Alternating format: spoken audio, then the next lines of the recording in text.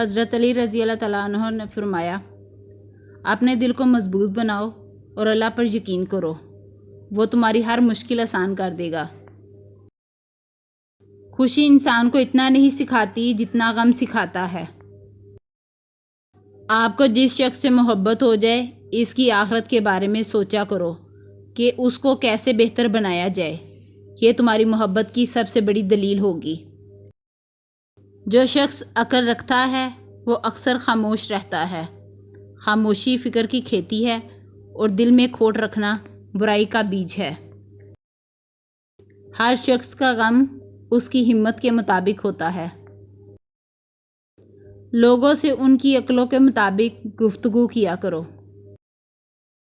احسان بس زبانوں کی زبان بند کر دیتا ہے۔ اگر جاہل خاموش رہتے تو لوگوں میں اختلاف نہ ہوتے۔ جب تمہاری مخالفت حد سے بڑھنے لگے تو سمجھ لو اللہ تمہیں کوئی مقام دینے والا ہے۔ ایسی غربت پر صبر کرنا جس میں عزت محفوظ ہو، اس امیری سے بہتر ہے جس میں ذلت و رسوائی ہو۔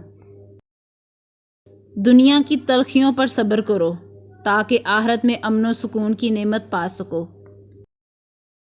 دنیا دھوکہ دیتی ہے، نقصان پہنچاتی ہے اور پھر ساتھ چھوڑ جاتی ہے۔ جو حق سے منہ موڑتا ہے تباہ ہو جاتا ہے۔ اگر تم نے کسی شخص کے ساتھ کوئی نیکی کی ہے تو اس طرح تم نے خود اپنے ساتھ بھلائی کی ہے اور اپنی ہی عزت کو چار چاند لگائے ہیں۔ لہٰذا اس نیکی کا شکریہ دوسروں سے طلب نہ کرو، کیونکہ یہ نیکی تم نے خود اپنی ذات کے ساتھ کی ہے۔ بات کرو تاکہ پہچانے جاؤ، کیونکہ آدمی اپنی زبان کے نیچے پوشیدہ ہے۔ نیک لوگوں کے ساتھ بے ادبی سے پیش آنا بدبختی کی علامت ہے۔ گناہ کو ترک کرنا توبہ کرنے سے زیادہ بہتر ہے۔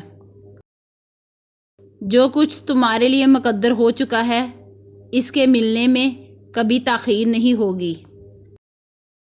لوگوں کے ساتھ اس طرح گل مل جاؤ کہ اگر مر جاؤ تو وہ تم پر روئیں، اور اگر کہیں چلے جاؤ تو تمہارے آنے کے منتظر رہیں۔ حضرت علی رضی اللہ تعالیٰ عنہ سے پوچھا گیا، دنیا کا سب سے امیر آدمی کون ہے؟ آپ رضی اللہ تعالیٰ عنہ نے فرمایا، وہ جس کے دوست مخلص ہوں۔ کسی کو پانے کی تمنا مت کریں، بلکہ اس قابل ہو جاؤ کہ لوگ آپ کو پانے کی تمنا کریں۔ اپنی خوشی کے لیے کسی دوسرے کی خوشی خاک میں مت ملاؤ، تمہاری وہ خوشی بیکار ہے جس کے پیچھے کسی کے آنسو ہوں۔ اپنی زبان کی تیزی اس ماں پر مت چلاؤ جس نے تمہیں بولنا سکھایا۔ اگر دنیا بہترین جگہ ہوتی تو یہاں کوئی روتا ہوا پیدا نہیں ہوتا۔ کبھی کبھی کامل شخص کی تلاش میں ہم سچے انسان کو کھو دیتے ہیں، کیونکہ کامل ہونا ایک تصور ہے اور سچا ہونا ایک حقیقت۔ اللہ مجھے اور آپ سب کو آسمان کے ستاروں اور سمندر کی لہروں سے بھی زیادہ خوشیاں نصیب کرے، آمین۔